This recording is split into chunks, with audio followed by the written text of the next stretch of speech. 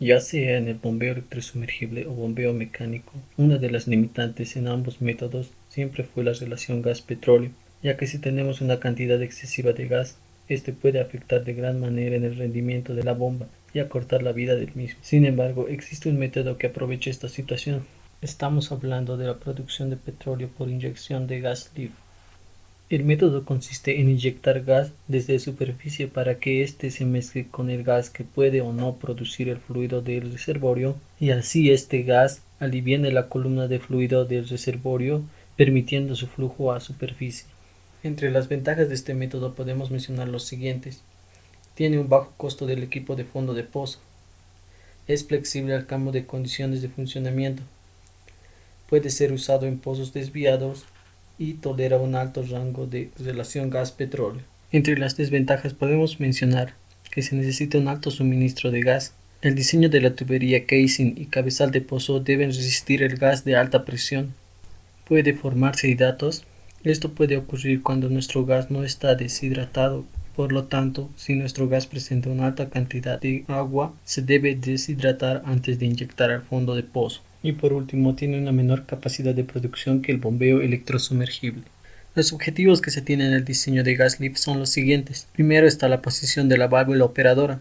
En este punto nos referimos a la última válvula en el subsuelo, ya que ésta debe estar lo más profundo posible para poder levantar una columna de petróleo considerable. El otro objetivo es el espaciamiento de los mandriles. Tenemos que determinar a qué distancia estará un mandril con respecto del otro, y esto está principalmente en función a las presiones de operación de cada válvula.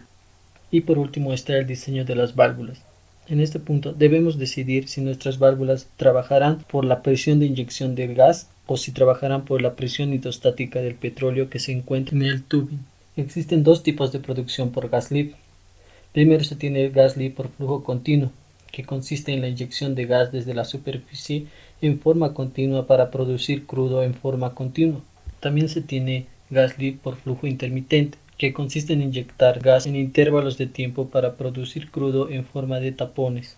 El método se selecciona de acuerdo a la presión estática y el índice de productividad, y a la vez la presión estática de acuerdo a la relación de la altura estática del petróleo y la altura del pozo, para luego clasificarlo de acuerdo a ciertos rangos en alta, media y baja. Lo mismo ocurre con el índice de productividad. De acuerdo a ciertos rangos se clasifican en baja, intermedia y alta. El uso de estas tablas lo veremos más adelante en la sección de ejercicios. Ahora hablemos de la producción por flujo continuo. Como mencioné anteriormente, el método consiste en inyectar gas desde la superficie para producir petróleo en forma continua. Los mecanismos de levantamiento son los siguientes: reducción del peso de la columna y la disminución de la presión diferencial de la presión en el área de drenaje, para que así pueda fluir nuevamente el fluido del reservorio. El siguiente mecanismo es que el gas inyectado empuja el líquido por expansión. Esto será más notorio conforme el gas se aproxime a superficie. Y como último se tiene que el desplazamiento por burbujas grandes de gas, es decir, ya casi en superficie, ya que en superficie el gas se expandirá aún más. Entre los tipos de levantamiento artificial por gas lift continuo se tienen los siguientes: el levantamiento artificial por gas lift tubular, que como se puede observar en este tipo se inyecta gas por el espacio anular y se produce crudo por el tubing. El otro tipo es el levantamiento artificial por el espacio anular, que como se puede observar en este tipo se inyecta gas por el tubing y se produce crudo por el espacio anular. Ahora hablemos de la producción por flujo intermitente. Como dije anteriormente, este método consiste en inyectar gas en intervalos de tiempo y así producir crudo en forma de tapones. Entre los mecanismos de levantamiento más importantes se tiene desplazamiento ascendente de los tapones de líquido, debido a que el gas siempre tendrá la tendencia de subir arriba, a no ser que se lo obligue con una fuerza externa para que fluya hacia abajo. Y la expansión del gas, como dije, esto se notará más conforme el gas se acerque a superficie. Ahora hablemos de las etapas de producción, debido a que el gas se inyecta por intervalos de tiempo. Vamos a dividir el ciclo en tres etapas. En la primera etapa, denominado tiempo de influjo, este tiempo es donde el fluido del reservorio fluye hacia el pozo hasta alcanzar la altura estática. En este punto, como se puede observar, la válvula por donde ingresa el gas está cerrado y la válvula fija de fondo está abierta para permitir el flujo del crudo. En la segunda etapa, denominado tiempo de viaje, es el tiempo donde se inyecta gas y por lo tanto se abre la válvula de gas lift para que así pueda desplazar el gas al crudo a la superficie. Además, en esta etapa, la válvula fija de fondo está cerrada.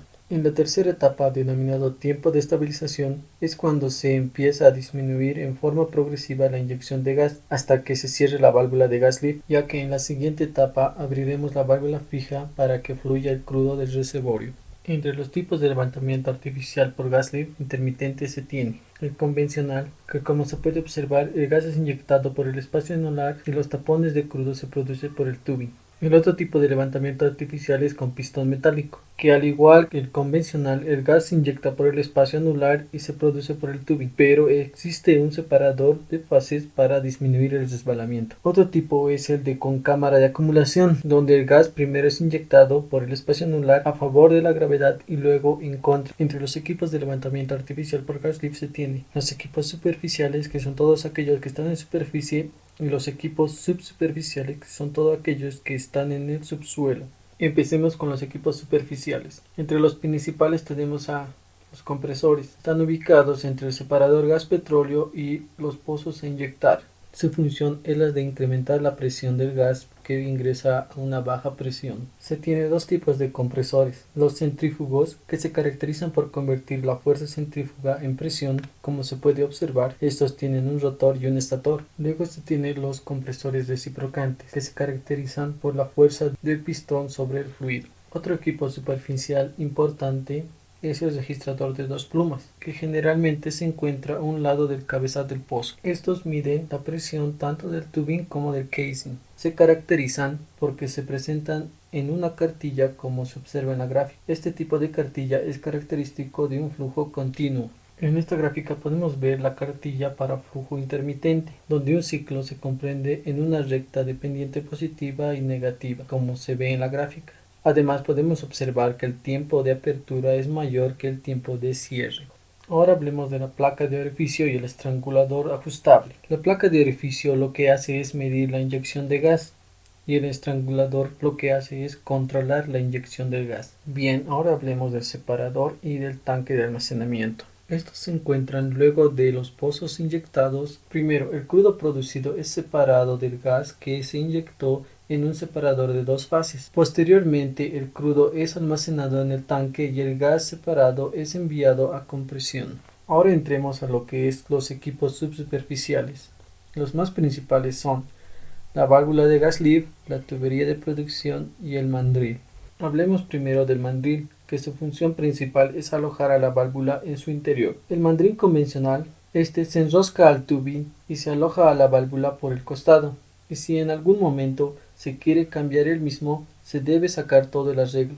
El tipo bolsillo, que como su nombre indica, aloja a la válvula en su interior, como en el bolsillo, y además que la válvula se encuentra en un costado. El tipo concéntrico, como su nombre lo indica, la válvula va al centro del mandril. Ahora veamos las válvulas de levantamiento artificial por gas lift. Estas son básicamente dispositivos reguladores que permiten inyectar gas a presión y caudal controlado. Sus partes principales son el domo, donde se aloja un gas que generalmente es nitrógeno, esto para que dicho gas ejerza una presión en el momento en que se cierre la válvula. Luego se tiene el fuelle, que es un resorte de cierto grado de elasticidad y material que ayuda al domo a ejercer presión en el momento de cierre. Luego está el vástago, que gracias a este podemos asentar la semiesfera en el asiento. Entre los tipos de válvulas más importantes tenemos por presión de inyección de gas, es decir, que se accionará por la presión de gas inyectado, y el otro es por presión de tubería, es decir, que se accionará por la presión hidrostática del petróleo presente en el tubing.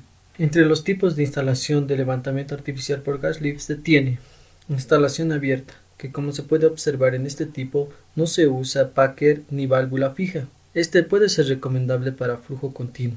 Luego se tiene la semicerrada. Este tiene packer pero no tiene válvula fija. Puede ser recomendado para flujo continuo y intermitente. Por último se tiene la instalación cerrada. Este tiene packer y válvula fija. Es muy recomendado para flujo intermitente.